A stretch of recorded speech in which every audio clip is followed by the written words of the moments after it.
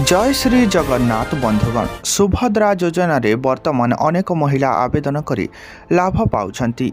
एहा द्वारा अनेक महिला सशक्त होउछंती। सरकारक कहवानुसार महिला सशक्तिकरण हेले विकास संभव बोली सुभद्रा योजना आरंभ हेबा दिन ठारू महिला गोटे पर गोटे किस्ती मिली चली।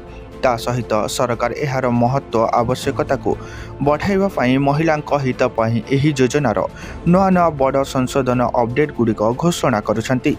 ताहा आपण सुभद्रा योजना रे ऋण प्रदान कथा कहंतु अथवा मार्च सुधा जो युवती को 20 वर्ष होइजिबो से माने मध्य सुभद्रा योजना रे आवेदन करी लाभ पाइबार घोषणा। वर्तमान मध्य सरकार सुभद्रा योजनार प्रथम किस्तिर पंचम पर्याय तथा द्वितीय किस्तिर प्रथम पर्याय टंका को नहीं आसी जाइछे एक बड़ खबर। ता सहित आमे एही वीडियो रे जानिबा आपण वर्तमान आवेदन कले केबे आसीबो टंका ओ जदि आसे तेबे आपण एका साथी रे दुईटी किस्ती पाइबे कि केबे रहिछि सुभद्रा योजनार शेष तारीख नचेत हेबाकू पड़िबो योजनार वंचित। तेबे चलतु जानिबा एहीपरि किछि सुभद्रा योजनार अपडेट ओ मनरे उठुथिबा किछि प्रश्न को नहीं। एहा पूर्वरु आम चैनल को प्रथम थर आसीथिले निश्चय गोटे सब्सक्राइब करिवे फ्रेंड्स। सुभद्रा योजना रे बड़ घोषणा करिसेंती उपमुख्यमंत्री प्रभाती परिडा। से एने सोशल मीडिया एक्स रे सूचना दैछंती जे मार्च 6 तारिख रे सुभद्रा योजनार प्रथम किस्तिर पंचम पर्याय टंका प्रदान करिवे सरकार। ए पर्यंत प्रथम किस्तिर चतुर्थ पर्याय टंका सुभद्रा टंका बंटन हो सारी। पाखापाखि 98 लाख रु ऊर्ध्व हिताधिकारी एजावत सुभद्रा टंका पाई सारी। वर्तमान मार्च 6 तारिख रे आउ 1.5 लाख रु ऊर्ध्व योग्य हिताधिकारी को प्रथम किस्तिर पंचम पर्याय टंका प्रदान करिजिबो बोली उपमुख्यमंत्री प्रभाती परिडा घोषणा करिसेंती। प्रथम पर्यायर आउ 2 दिन पर अर्थात मार्च 8 तारिख रे द्वितीय किस्तिर प्रथम पर्याय टंका दियाजिबो बोली सरकार कहिसेंती। द्वितीय किस्ती टंका निर्द्वंद्व रे प्रथम किस्ती पाई सारिथिबा समस्त हिताधिकारी पाइबे टंका।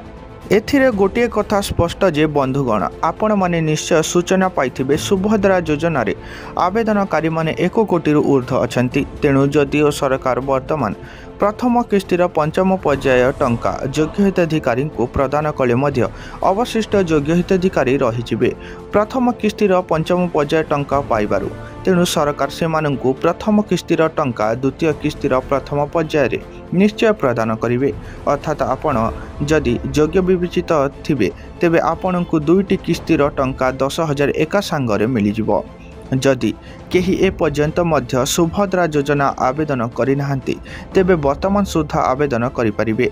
सरकारक सूचना अनुसार आपण मार्च 31 तारिख पर्यंत सुभद्रा योजना आवेदन करि परिबे।